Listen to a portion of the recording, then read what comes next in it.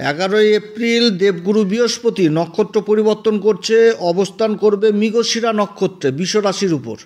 মৃগশিরা নক্ষত্রমণ্ডলীর পঞ্চমতম নক্ষত্র। এই নক্ষত্রের দুটি চরণ পরে হচ্ছে বিশ্বরাশিতে এবং দুটি চরণ পরে হচ্ছে মিথুন রাশিতে। বিশ্বরাশিতে 23.20 থেকে 6.40 পর্যন্ত হচ্ছে মিথুন রাশিতে বিস্তার। এই নক্ষত্রের অধিপতি মঙ্গল, আর এই নক্ষত্রের অধিপতি দেবতা হচ্ছে চন্দ্র। অর্থাৎ দেবগুরু বৃহস্পতির এই নক্ষত্র পরিবর্তন, এই মঙ্গল তো হচ্ছে সম্পর্ক মিত্রতা। এর আগে রোহিণী নক্ষত্রে ছিল চন্দ্রদেব, সেখানটা তো মিত্রতা। এবার রোহিণী পরিবর্তন করে মৃগশিরাতে অবস্থান করবে, এইটাও কিন্তু ভালো অবস্থান দেবগুরু বৃহস্পতির জন্য। তো যাই হোক, মীন রাশির উপর কী প্রভাব পড়বে আজকে এই বিষয়ে আলোচনা করব। দেবগুরু বৃহস্পতি এই নক্ষত্রে 11 এপ্রিল থেকে জুন মাসের 12 তারিখ পর্যন্ত অবস্থান করবে এবং এই নক্ষত্রে অবস্থান করেই কিন্তু আবার রাশি পরিবর্তন করবে, মিথুন রাশিতে অবস্থান করবে। তো যাই হোক, অনুষ্ঠানটি শুরু করার আগে সমস্ত দর্শক বন্ধুদের নমস্কার জানাচ্ছি। যারা বহুদিন ধরে আমাদের অনুষ্ঠান দেখছেন, এখনও পর্যন্ত সাবস্ক্রাইব করেননি, তাদের কাছে বিশেষ অনুরোধ করব চ্যানেলটি সাবস্ক্রাইব করার জন্য। যদি ভালো লাগে আজকের অনুষ্ঠান, তাহলে লাইক, শেয়ার, কমেন্ট অবশ্যই করবেন। তবে আমি কোনো রকমভাবে দর্শক বন্ধুদের বিভ্রান্তের মধ্যে রাখতে চাই না। এটা গ্রহদের গোচরের উপরই আলোচনা করা হচ্ছে, কারো কোনো রকম ব্যক্তিগত কুষ্টি ধরে আলোচনা নয়। আর এটা আপনারা চন্দ্র রাশি অনুসারেই দেখবেন, যেহেতু সাড়ে সাথে চলছে।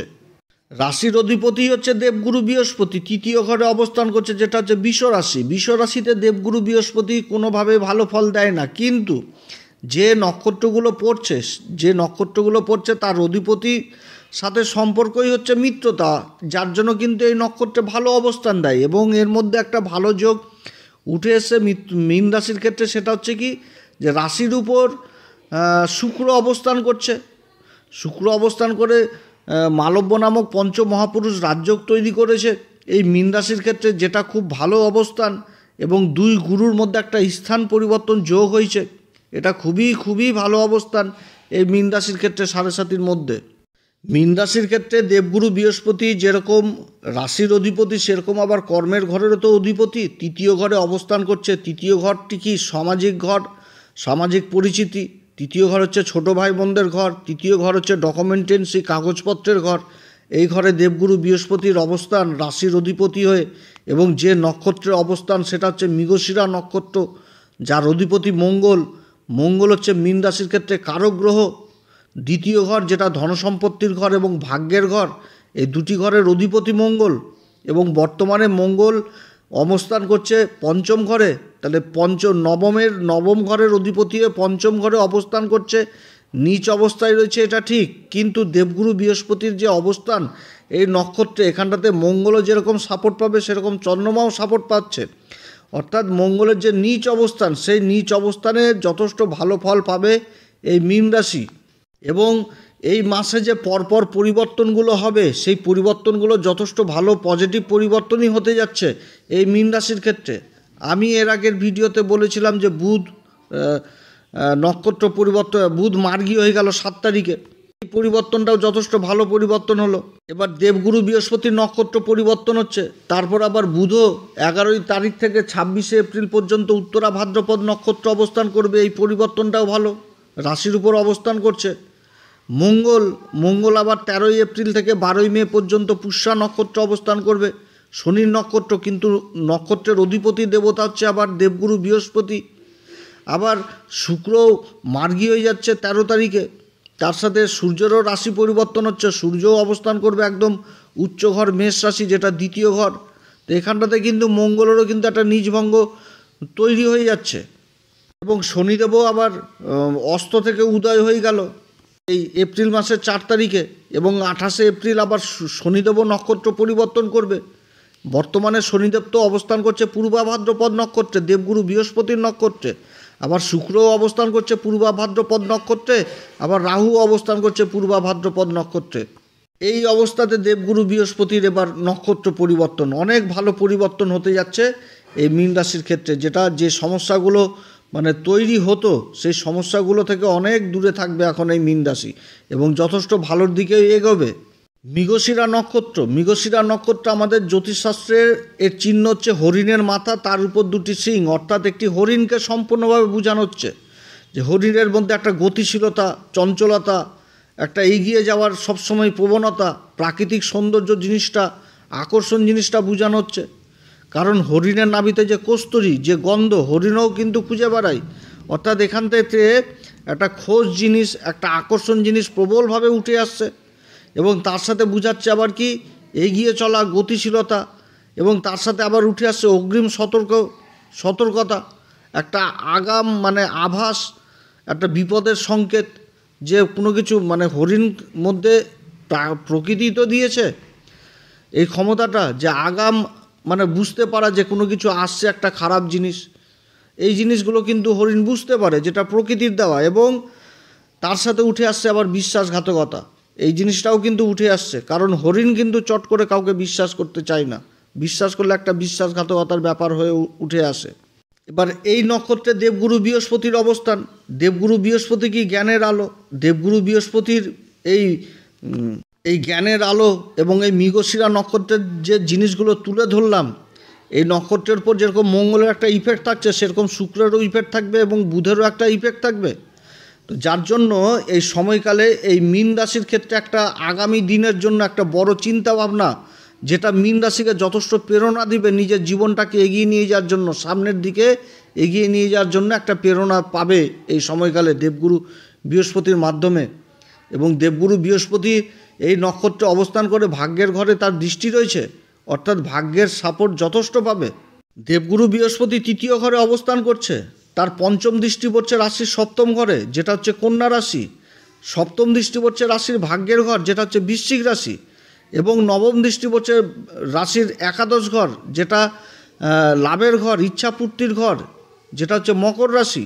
দেবগুরুর দৃষ্টিতে রয়েছে কি অমৃতধারা। তৃতীয় ঘরে অবস্থান করছে দেবগুরু বৃহস্পতি, অর্থাৎ কর্মক্ষেত্রে যথেষ্ট যোগাযোগ বৃদ্ধি করাবে। কারণ কর্মের ঘরের অধিপতি স্বয়ং দেবগুরু বৃহস্পতি অবস্থান করছে তৃতীয় ঘরে। তৃতীয় ঘরটা কি আমাদের সামাজিক পরিচিতি। এই সময়কালে বড় বড় লোকেদের সাথে উঠা বসা যথেষ্ট বৃদ্ধি পাবে। কর্মক্ষেত্রে কোনো একটা বড় চুক্তি হওয়ার প্রবল সম্ভাবনা থাকছে, বা নিজের কর্মকে যারা পার্ট টাইমার হিসাবে কাজ করছেন তাদের পার্মানেন্ট হওয়ার প্রবল একটা সম্ভাবনা থাকছে এই সময়। দীর্ঘকালীন চুক্তি, সামাজিক পরিচিতির সার্কেলটা যথেষ্ট বৃদ্ধি পাবে এই সময়কালে। ছোট ভাই বোনদের সাথেও সম্পর্ক যথেষ্ট বৃদ্ধি পাবে। মঙ্গল হচ্ছে কি মীন রাশির ক্ষেত্রে দ্বিতীয় ঘর, ধনসম্পত্তির ঘর, এবং নবম ঘর, যেটা হচ্ছে পিতার ঘর। অর্থাৎ এই সময়কালে পিতা যে কর্ম করবে সেই কর্মে যেরকম উন্নতির যোগ রয়েছে, সেরকম আবার পৈতৃক সম্পত্তি যদি কোনো বিবাদ থাকে, সেই পৈতৃক সম্পত্তিটিও বন্টন হওয়ার প্রবল একটা সম্ভাবনা থাকছে। যে ভাইয়ের সাথে একটা চুক্তি, বা বড় ভাই বোন দাদা দিদিদের সাথে একটা চুক্তির সম্ভাবনা উঠে আসছে। কারণ দেবগুরু বৃহস্পতির সপ্তম দৃষ্টি ভাগ্যের ঘরে পড়ছে, এবং নবম দৃষ্টি পড়ছে একাদশ ঘর, যেখান থেকে বড় ভাই বোনদের সাথে সম্পর্ক বিচার করা হয়। দেবগুরু বৃহস্পতি কি? দেবগুরু বৃহস্পতি হচ্ছে জ্ঞানের আলো।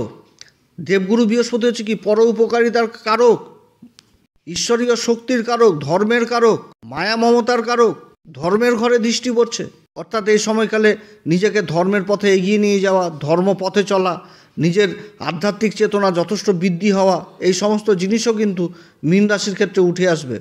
রাশির উপর এতগুলো গ্রহ অবস্থান করছে, শনি, শুক্র, তারপরে বুধ, তারপরে হচ্ছে রাহু। বুধ এখানটাতে মে মাসের 6 তারিখ পর্যন্ত থাকবে, শুক্র 31শে মে পর্যন্ত থাকবে উচ্চ অবস্থায় অবস্থান করে। দেবগুরু বৃহস্পতির এই নক্ষত্রে অবস্থান করার দরুন এই সময়কালে যারা সরকারি কিংবা বেসরকারি কর্মচারী, তাদের পরিবর্তনেরও মানে যোগ রয়েছে এই সময়কালে। স্থান পরিবর্তন হবে, প্রমোশন হবে, কর্মের জায়গাটা বিশেষভাবে প্রভাবিত হবে এই সময়ে। আকর্ষণ যথেষ্ট বৃদ্ধি পাবে, নিজের প্রতিভা উঠে আসবে সমাজের সামনে, এবং সামনের থাকা ব্যক্তিকে যথেষ্ট প্রভাবিত করতে পারবে। শিক্ষার দিক থেকেও যথেষ্ট ভালো হতে যাচ্ছে। যারা উচ্চশিক্ষার জন্য বিদেশে যাওয়ার চেষ্টা করবে তাদের যাত্রা হবে, কারণ নবম ঘর থেকে উচ্চশিক্ষা জিনিসটাকে দেখা হয় এবং দূরযাত্রা জিনিসটাকে দেখা হয়। এই সমস্ত জিনিস হবে। আবার যারা ট্যুর অ্যান্ড ট্রাভেলিংয়ের কাজের সাথে যুক্ত রয়েছেন তাদের জন্য যথেষ্ট ভালো। ভূমি সংক্রান্ত কাজগুলো যথেষ্ট ভালো হবে। জায়গা জমি সংক্রান্ত কাজের সাথে যারা যুক্ত রয়েছেন তাদের জন্য যথেষ্ট ভালো। খাবারের কাজের সাথে যারা যুক্ত রয়েছেন, হোটেল ব্যবসা, ক্যাটারিং, কোনো খাবারের প্রোডাক্ট, এই সমস্ত কাজের সাথে যারা যুক্ত রয়েছেন তাদের আয় ইনকাম যথেষ্ট বৃদ্ধি পাবে। কৃষিজাত দ্রব্য বা কৃষিকাজের সাথে যারা যুক্ত রয়েছেন, কাঁচামালের ব্যবসার সাথে, তাদের জন্য যথেষ্ট ভালো বৃহস্পতির এই নক্ষত্র পরিবর্তন।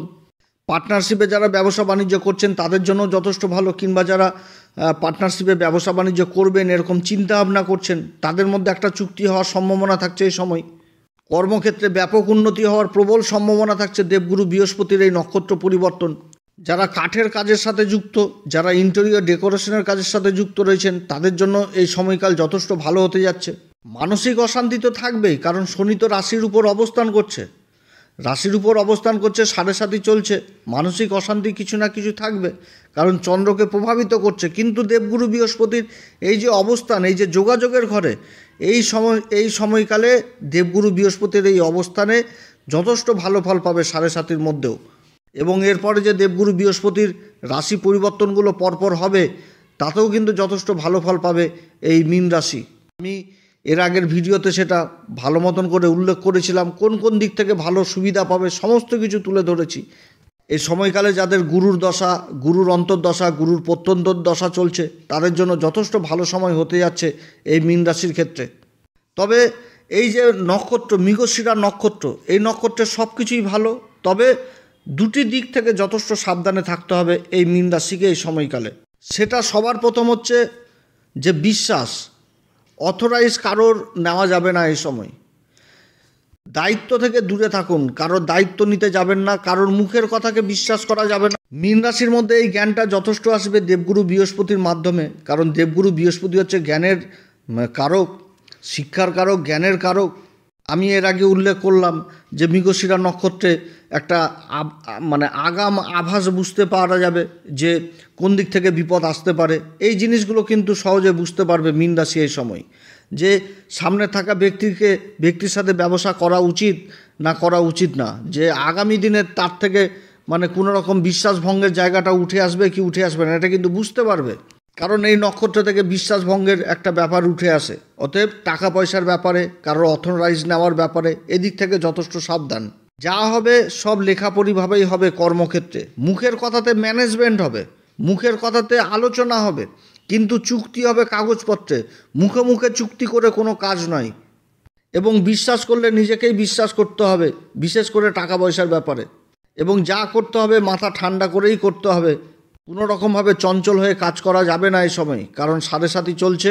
দেবগুরু বৃহস্পতি এই যে নক্ষত্র অবস্থান করছে কর্মের ঘরের অধিপতি হয়ে, একাধিক যোগাযোগ আসবে, কিন্তু সেই যোগাযোগের মধ্যে আসল যোগাযোগটাকে চিনতে হবে যে কোথা থেকে প্রফিট আসবে। এই জায়গাটাতেই ডিসিশন সাবধানে নিতে হবে, যার জন্যই যে কাউকে বিশ্বাস করা কিন্তু এই সময় যাবে না, এই মীন রাশির ক্ষেত্রেই বলছি। এই সময়কালে যারা সেলসের কাজে যুক্ত রয়েছেন, মিডিয়ার কাজে যুক্ত রয়েছেন, যথেষ্ট ভালো সময়। সিনেমা জগতের সাথে যারা যুক্ত রয়েছেন, যারা সোশ্যাল মিডিয়াতে অ্যাক্টিভ রয়েছেন তাদের জন্য যথেষ্ট ভালো সময়। কর্মক্ষেত্রে যথেষ্ট সহযোগিতা পাবে, দেবগুরু বৃহস্পতির আশীর্বাদ লাভ করবে, ভাগ্যের সঙ্গ পাবে। কিন্তু এই দুই দিক যেটা তুলে ধরলাম, একটা হচ্ছে বিশ্বাস আর একটা হচ্ছে আগাম সতর্ক, এই দুই দিক থেকে যথেষ্ট সাবধান। না তো এই নক্ষত্রে গোচর দেবগুরু বৃহস্পতির যথেষ্ট ভালো হতে যাচ্ছে মীন রাশির। এই সময়কালে কোন উপাচার করবে? প্রত্যেক দিন হনুমান চল্লিশা, বজরংবাণ, শ্রীরাম সীতার প্রণাম মন্ত্র সহকারে পাঠ করবে।